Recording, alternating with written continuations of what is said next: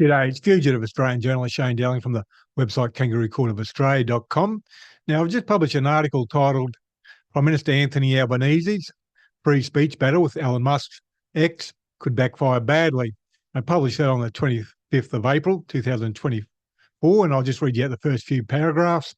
Prime Minister Anthony Albanese and his federal government are using political capital, which they have a short supply of, escalating a fight with billionaire Elon Musk over censorship and free speech on Musk's X social media website.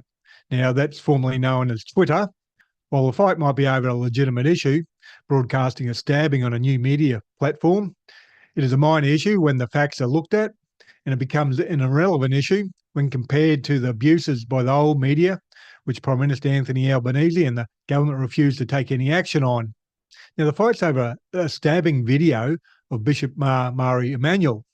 Goes for about 10 seconds, and that's been published on Twitter. But the problem is, as you can see with the photo I've got up on the screen now, the photos of the stabbing, just before the stabbing, are all over the media, all over old media, ABC, Channel 9, Channel 10, Channel 7, etc. And they show the video right up just to that point just before he is stabbed.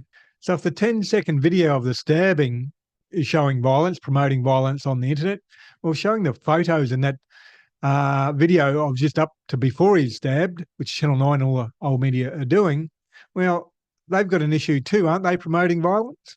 And as I say in the article I just published, you can go on the social media anytime. You can watch people being shot and killed in Gaza, for example. Now, to show how hypocritical the government are, the National Press Club had a talk on Wednesday, and they had ASIO chief Mike Burgess and also the AFP commissioner Reece Kershaw talking about how bad Facebook are and Twitter are, not cooperating with the AFP and not cooperating with ASIO, etc. So I'll read you out a little bit of what I said in the article about that. ASIO chief Mike Burgess and AFP commissioner Reece Kershaw addressed the National Press Club on Wednesday, the 24th of the 4th, 2024, and attacked Meta, which is Facebook, and X, which is Twitter, for misinformation, disinformation, and not cooperating with AFP and ASIO. As a side note, the address was hosted by Rupert Murdoch employee and Sky News reporter Tom Connell. And as Australians know, Sky News is Australia's home of misinformation and disinformation. And I say, yep, you can't even make this stuff up. But it all came unstuck when an ABC journalist asked AFP Commissioner Reece Kershaw a question, as per the video I'm about to show you, about whether or not the AFP are investigating leaked text messages from Brittany Higgins' mobile phone, which were illegally given to Channel 7, who published some of them during Seven's interviews with Bruce Lerman on the Spotlight show. Now, I'll just play you that video now. I know there's a little bit on in your day job. You happy for just 3 or 4 more minutes to get through the rest of the questions? Checked your watch. We're good, Mark. Okay. Jane Norman up next from the ABC. Hello, sorry, late call up. Jane Norman from the ABC. Commissioner Kershaw, I've got a question about the Brittany Higgins case. Obviously, we've now had the defamation hearing closed, but the text messages that were involved in the criminal trials, they were subpoenaed, Brittany Higgins's text messages subpoenaed as part of the criminal trial, never actually presented in court, somehow landed in the hands of Channel 7 Spotlight program. I was wondering if you can confirm if this is under investigation by the AFP, and if so, when you might expect to have a conclusion on that case. Yeah, I've seen reports of that. We are reviewing that material and that case as we speak. So is it under investigation, or are you considering whether to investigate?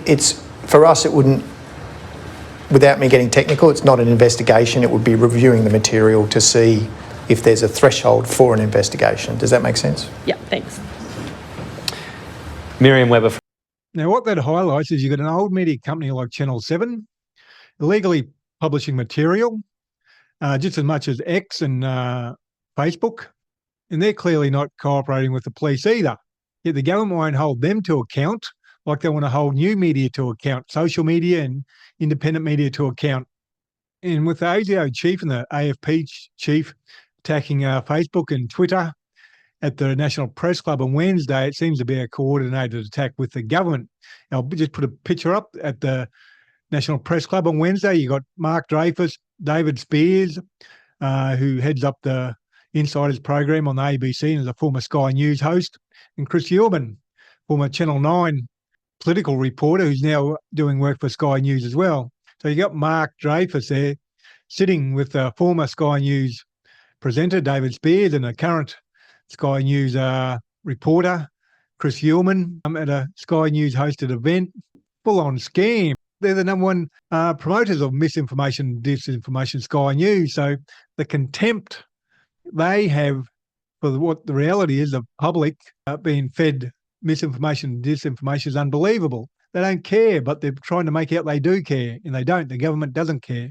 If they do, they would abide by the, 500,000 plus or up to 1 million people who've signed off for a Murdoch Royal Commission. But the government totally ignore that. And it must be remembered Sky News is owned by Rupert Murdoch. Now, the government's battle with X, Elon Musk, is set down for a hearing on the 10th of May. So that could end up backfiring in a big way, I think, because the average person in the public, don't use X. They've got 500, million monthly users, but they've probably only got 1 or 2 million monthly users in Australia. So the average person, don't care. So it could really backfire on the government, because you've seen the Prime Minister, Anthony Albanese, he went on a personal rant early in the week saying, there's a billionaire over there in the US thinking he's above Australian laws. When he first said that, it sounded like he was talking about Rupert Murdoch. That's what the average person would think he was talking about. But no, it was Elon Musk from X. And the average person doesn't care. So they're going to be using up a lot of political expenditure trying to run this battle over what I regard as a fairly minor issue at the end of the day. Might be a legitimate issue. You don't want stabbings being broadcast on media, but even so, when you have a look at all the facts, it's a relatively minor issue. The government turns a blind eye, and the federal police turn a blind eye to Channel 7 stalking a rape victim by illegally using her private text messages that were subpoenaed by the police but never used in the rape trial, Bruce Lemon's rape trial. They're using that to stalk and harass Brittany Higgins, but the federal police won't do bugger all. They're claiming, we're currently looking at it. We're not actually going to do an investigation, which is the reality of the situation. Anyhow, the battle between the Prime Minister and Elon Musk is set down for May 10th in the Federal Court of Australia. So once that's heard, I'll probably do a follow-up video after that, depending on what happens. Who knows, they might settle before it. And Kangaroo Court of Australia is independent media. I publish a website and a YouTube channel, and I'm 100% crowdfunded from viewers like yourself. So please support my Patreon account. Currently have 417 supporters donating $2,394 a month. And I need to almost double it to become financially viable. And you can donate any amount, $3, $5, $10, $15, $20, $30, $40, $50 a month, whatever suits your budget. It all helps out. And the link for the Patreon account will be below this video on YouTube and also on my website. And please share this video on social media, and please hit the like and subscribe button. Other than that, thank you for your time and have a good day.